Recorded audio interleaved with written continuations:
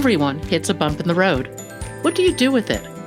Be inspired as we explore the ways people experience, navigate, and manage the ups and downs and twists and turns in this road trip called life. Welcome to another episode of Bump in the Road. The basic podcast is always free. We also have a premium subscription called Bump 2 that lets you listen in on extended behind-the-scenes conversations with our guests. Check it out at www.bumpintheroad.us. Julie Zarifeh is a mother, a grandmother, and a clinical psychologist in New Zealand. Her book, Grief on the Run, is a heartwarming and heartbreaking story of her husband's death, followed 16 days later by the death of her 27-year-old son on a rafting expedition. How does one cope with such events? And what lies on the other side? I think you'll find great wisdom and purpose in Julie's story. Julie, welcome to Bump in the Road. If you would, tell everybody a bit about your story. Sure. So, some middle-aged, ordinary Kiwi woman who was just sort of cruising along in life and doing probably typical to most people, just happy marriage and kids doing, had raised 3 kids that were all born very close together, so they moved as a unit, and by the time my kind of story started, they were all in their late 20s, when very sadly my husband, Paul, at the age of 57, got suddenly diagnosed with pancreatic cancer. So never, cancer is something that surrounds us all, but you sort of never know the full impact until it actually affects one of your immediate whānau. And for anyone who knows anything about pancreatic cancer, it's not really one of the more desirable ones to get in terms of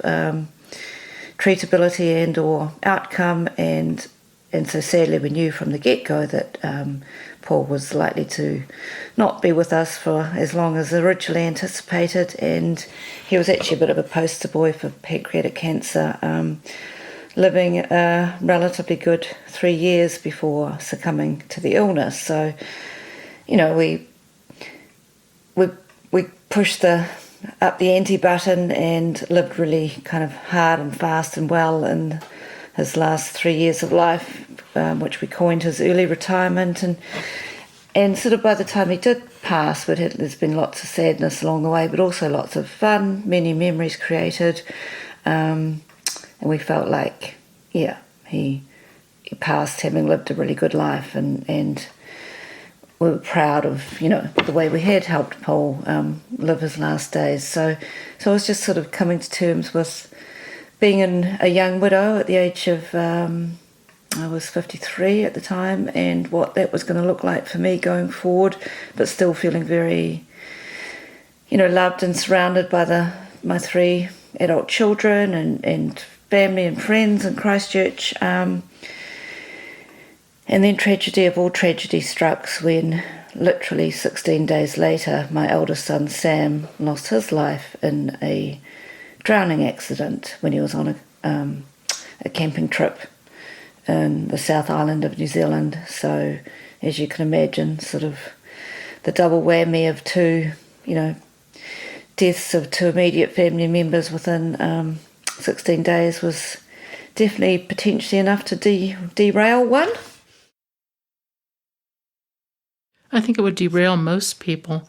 One of the things you mentioned is the stigma of cancer.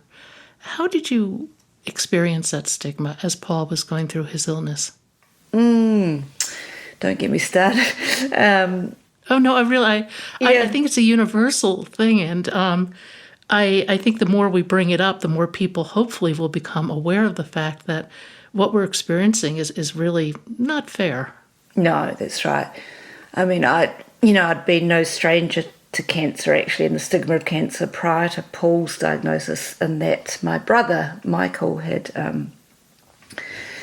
at the age of 27, been diagnosed with a brain tumour. So we had, our family at the time had 9 years of sort of supporting Mike through 3 very torrid neurosurgeries and the recovery from that, and a young, fit, healthy lawyer who went from being that young, fit, healthy lawyer to suffering the physical ill effects of not only cancer in the body, but the ill effects of treatment, which quite often alter someone's physical appearance, alter their personality at times, alter their everything about them, really, their soul. Yeah, it becomes all-consuming. So I was no stranger to the stigma of cancer. And I guess what I would say is that people vary in their response, and for the most part, I think there's a growing awareness of the fact that cancer, isn't something that anyone would wish upon themselves nor those around them. So it's not, the original kind of fear of catching cancer or having to avoid a cancer sufferer or anything. I think that's well and truly gone. But I think the unfortunate thing remains of just not knowing how to acknowledge that the person that's in front of you with cancer is still the same person they always were. They just happen to have cancer, and that is affecting them in whichever way it's affecting them, and whether it's a dramatic physical change in appearance, whether it's mood changes, whatever. I think we need to learn a lot about how to, help people with cancer just remain feeling as normal and as loved and as cherished and as important as possible for, until they pass, if indeed that's going to be the outcome.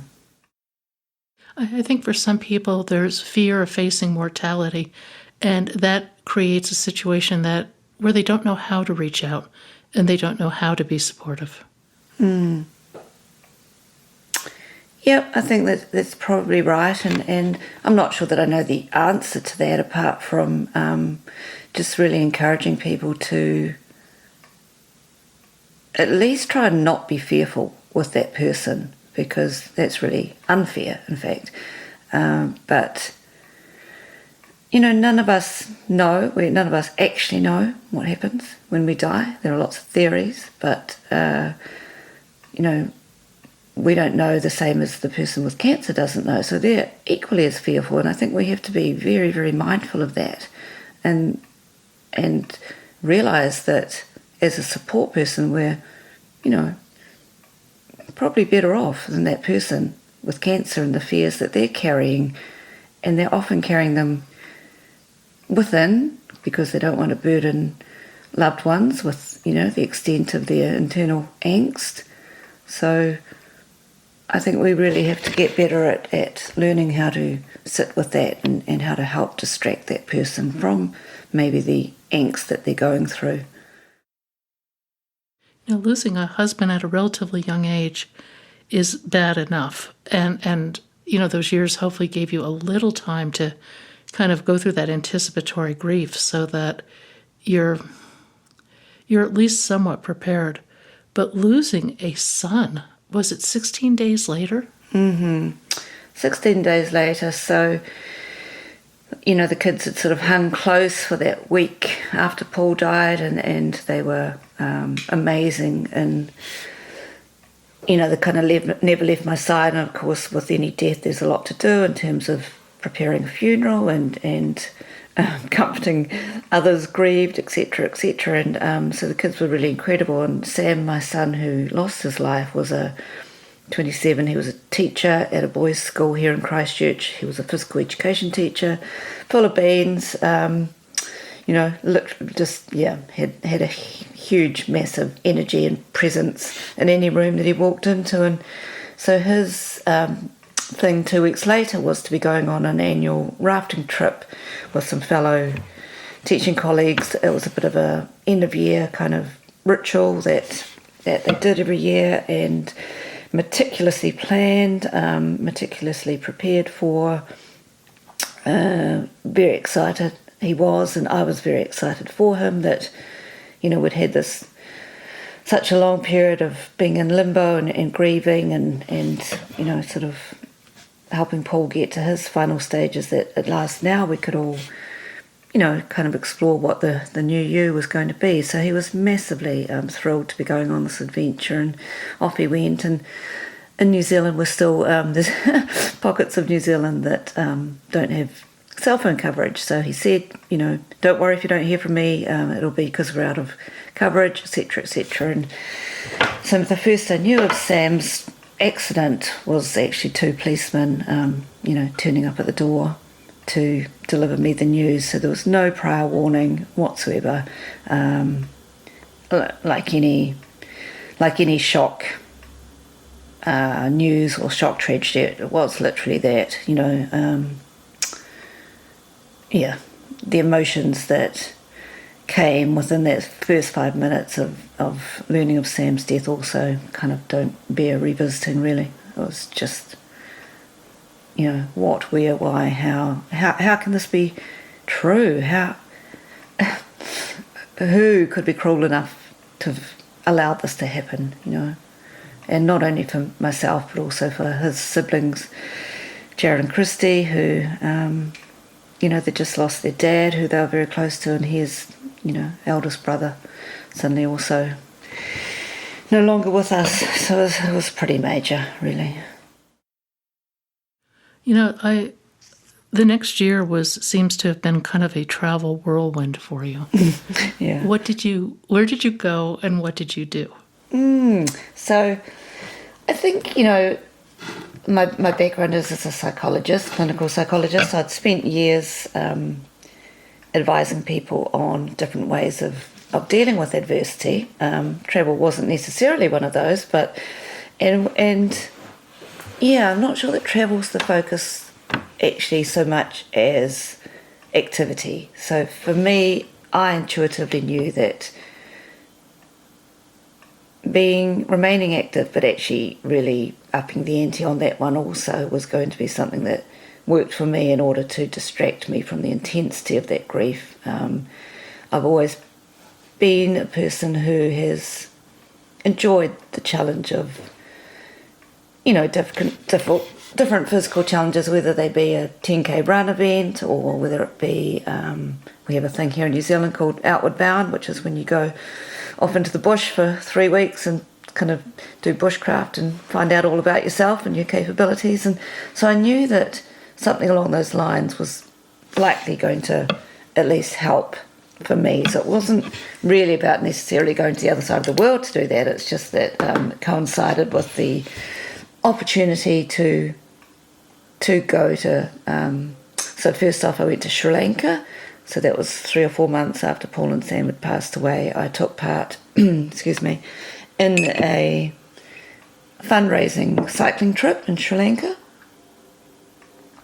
where a group of us from New Zealand went over and cycled 450 kilometres around Sri Lanka, all the while raising money to bring the money back to New Zealand and provide disadvantaged Kiwi children with bikes. So lots of sort of disadvantaged families that have never been able to afford a bike, let alone even have the time to teach their primary school aged child to ride a bike. So that was immensely rewarding and really got to sort of tick lots of boxes in terms of being an activity challenge, in terms of distraction, in terms of doing good.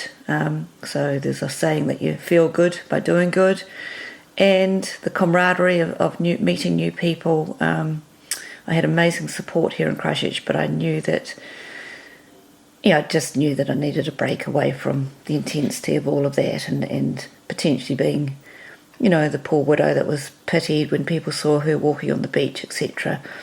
So that really was helpful. And shortly afterwards, actually when Paul was passing away, I did know that I would need something on the horizon to have as a challenge, as a goal. So I'd seen a little ad in the newspaper for the Camino de Santiago, and for listeners who aren't maybe familiar with that, it's a historic pilgrimage across the top of northern Spain. So it starts in a little village in France, and you cross over the Pyrenees on days kind of 1, 2 and 3, and you drop down into Spain, and then thereafter it's about 1,000-kilometre walk across northern Spain to the alternative coast.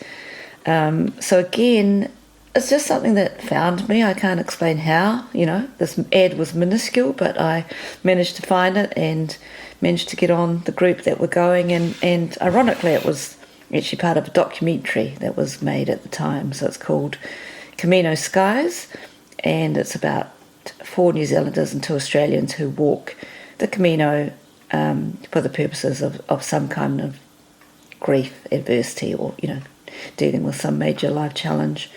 So that, as you can imagine, was again ticked all those boxes of physical activity, distraction, giving of my time, my resources along the way, learning new things, learning about Spain, learning the history of the pilgrimage, etc. And it really worked extremely well and just keeping me abreast of my grief, really.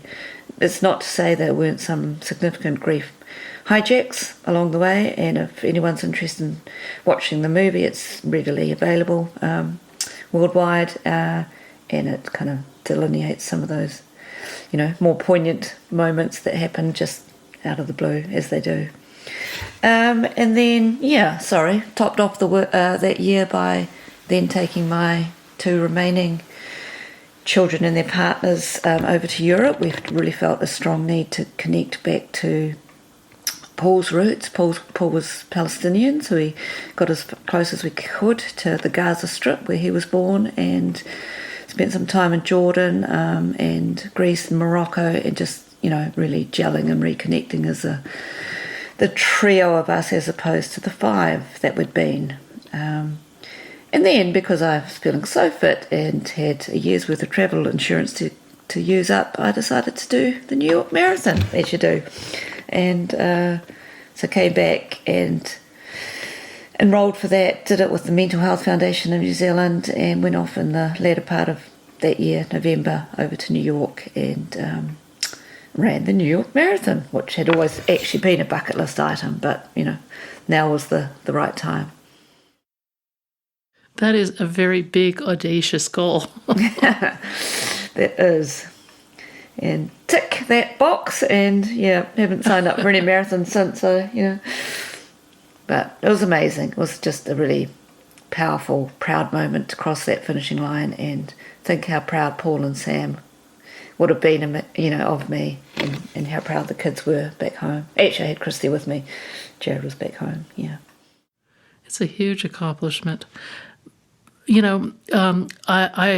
I would do the same thing that you did. I would look for things to distract me. And I think that in doing that, you start to create the elements of a new life.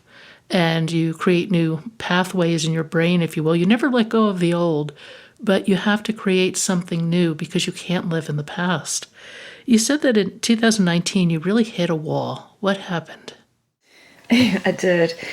I think it was a combination of, looking back, I really did go hard in that first year after losing Sam and Paul. It was, it was November, December of 2017 that they passed. We sort of struggled our way through Christmas, and then I launched myself into all these BHAGs, big, hairy, audacious goals, and didn't stop. I literally was just one thing after the other. And, not only that, but the times between when I was back home, I was organising fundraisers and commemorations in their honour and all sorts of things. I look back I read the book now and think, oh my goodness. So 2019 started, and I knew that I wasn't done yet with doing some of those things, but I knew I had to slow down a little bit. But I think it was the first half of the year I went off to, what did I do? Went off to India and Nepal. And I think that was in search maybe of the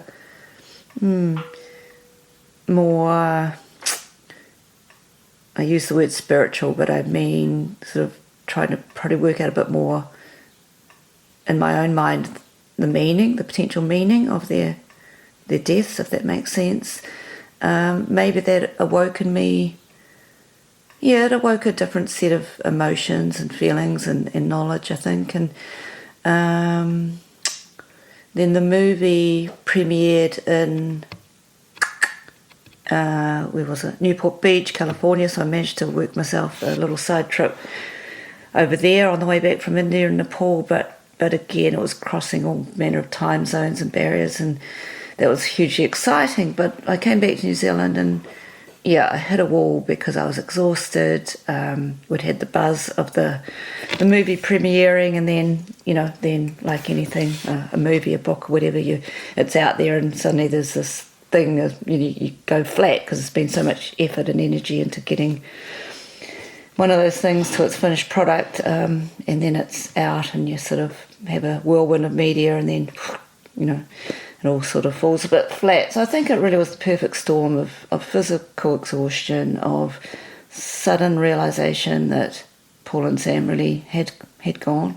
I knew that they weren't with us any longer, but for as long as I was doing all those activities with them as the forefront of the motivator, they were sort of probably kept more at the front of my mind, and suddenly the energy and the ability to keep doing that at that pace ran out. So again, probably the benefit of being a clinical psychologist is that I very quickly realised that I wasn't feeling happy, that I wasn't sleeping well, that I wasn't eating well. I'd lost quite a bit of weight in a short period of time.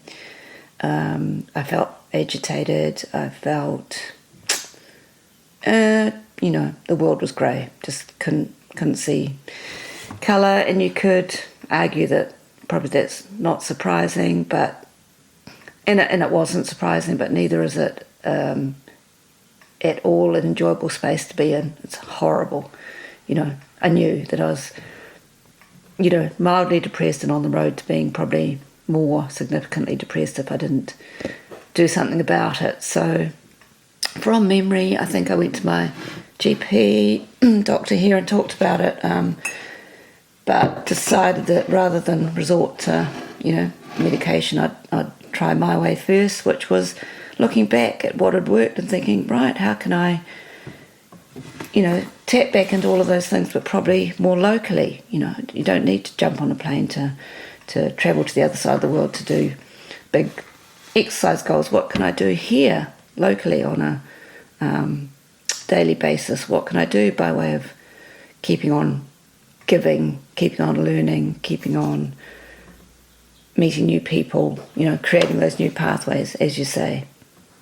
And so I put, In retrospect, would you have done anything differently? No, I don't think so, actually. I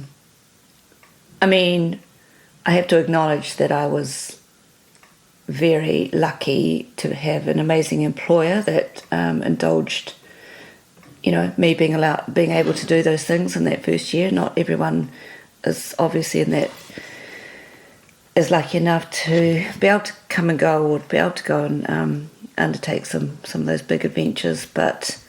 And so the message here is that if you're not in a position to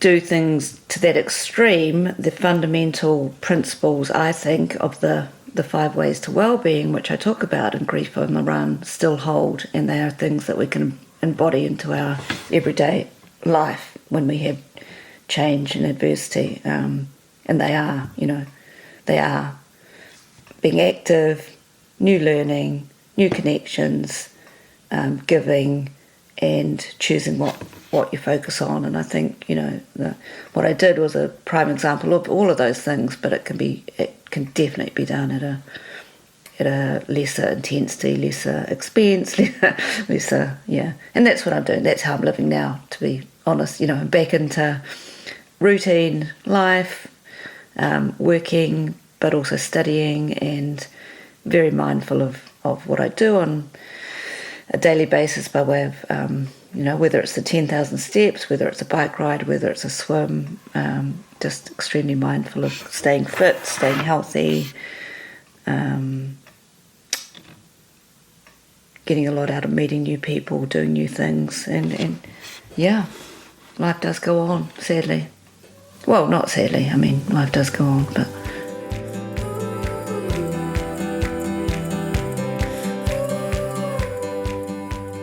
Thank you for joining us today. I hope you found something in today's podcast that inspires you along your own life's path, because sometimes a bump in the road is actually a portal into a more conscious and meaningful life. You can subscribe to our free podcast at www.bumpintheroad.us or become a premium member to hear the full conversation. Just go to www.bumpintheroad.us for more information and to sign up.